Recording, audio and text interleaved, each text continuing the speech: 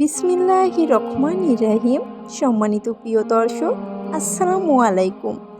আজকের গল্পটি হলো গৌরবময় এক ইতিহাস। উসমানীয় খেলাফত চলছে তখন 1845 সাল। খলিফা আব্দুল মজিদ ইস্তাম্বুলের মসনদে। এ সময়ে এসেও ইউরোপের অবস্থা খুব একটা সুবিধার ছিল না। বিভিন্ন আর্থিক সামাজিক সমস্যা বিপর্যস্ত ছিল অনেক ইউরোপীয় দেশ। আইল্যান্ড এ সময় দেখা দেয় এক ভয়াবহ দুর্ভিক্ষ। মহামারী টাইফয়েড রোগও ছড়িয়ে পড়ে ইংল্যান্ডের প্রতিবেশী রাজ্যে। মারা যেতে থাকে হাজার হাজার আদম সন্তান। এই দুর্ভিক্ষে প্রায় 10 লাখ লোক মারা যায়। আইল্যান্ডের এই দুর্দশা দেখে এগিয়ে আসেন খলিফা আব্দুল মজিদ। তিনি জরুরিভাবে 10,000 স্টার্লিং, যার বর্তমান মূল্য প্রায় 17 লাখ মার্কিন ডলার, সাহায্য পাঠানোর সিদ্ধান্ত নেন আইল্যান্ডবাসীর জন্য। কিন্তু বাদশাতে ইউরোপের মরল ইংল্যান্ড, গোটা দুনিয়া লুণ্ঠন করে বেড়ানোর ইংল্যান্ড নিজেদের অধীনস্থ রাজ্যকে এই দুর্যোগেও মাত্র 2,000 স্টার্লিং এর বেশি সাহায্য দেয়নি। সেখানে কেন মুসলিম খলিফা তার 5 গুণ টাকা দিবে? এ তো ইংল্যান্ডের মান ইজ্জতের ব্যাপার।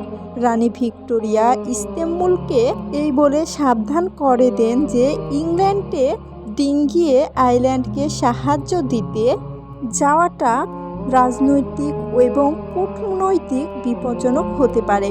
বাধ্য হয়ে খলিফা সাহায্যের পরিমাণ 1,000 স্টার্লিং এ নামিয়ে আনেন। এরপরেও এই অর্থের মূল্য ছিল বর্তমান বাজার দরে প্রায় 1,70,000 মার্কিন ডলার। খলিফা আব্দুল মজিদ এতে সন্তুষ্ট হতে পারলেন না। বারবার মনে হচ্ছিল তার চেয়ে এই অর্থে মৃত্যুর কূপে পড়া যাওয়া মানুষগুলো কিছুই হবে না হয়তো। তিনি গোপনে 3টি জাহাজ ভর্তি করে খাবার এবং ত্রাণ পাঠালেন আইল্যান্ডের দিকে। গোপনে বহু মানুষে পাঠালেন নগদ অর্থ। মুসলিম আনবাহক ব্রিটিশ সৈন্যরা আটকে দিল ডাবলিন এবং বেলফাস্টের ঢোকার পথে।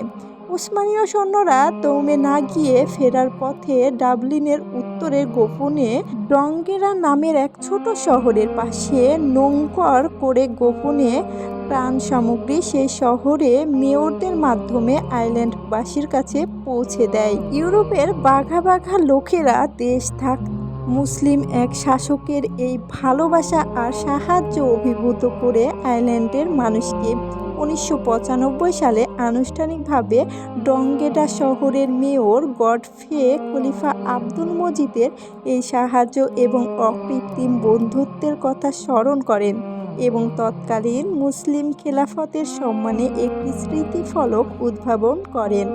এখনও যদি সে ডঙ্গেরা শহরে যান তো দেখবেন সেখানকার বিখ্যাত ফুটবল ক্লাব ডঙ্গেরা ফুটবল ক্লাব এবং লোগোতে উসমানীয় খেলাফতের প্রতি সম্মান জানানোর নিদর্শন হিসেবে মুসলমানদের প্রতীক অর্ধচন্দ্র বা হেলাল সেতারা অঙ্কিত আছে। এছাড়া ডঙ্গেরা কোট অফ আমসের লগেতেও অঙ্কিত আছে মুসলিম খেলাফতের গৌরবান্বিত ইতিহাস। সম্মানিত প্রিয় দর্শক, আজকের গল্পটি কেমন লাগলো অবশ্যই কমেন্ট করে জানাবেন। সবাই ভালো থাকবেন, সুস্থ থাকবেন। আল্লাহ হাফিজ। আসসালামু আলাইকুম।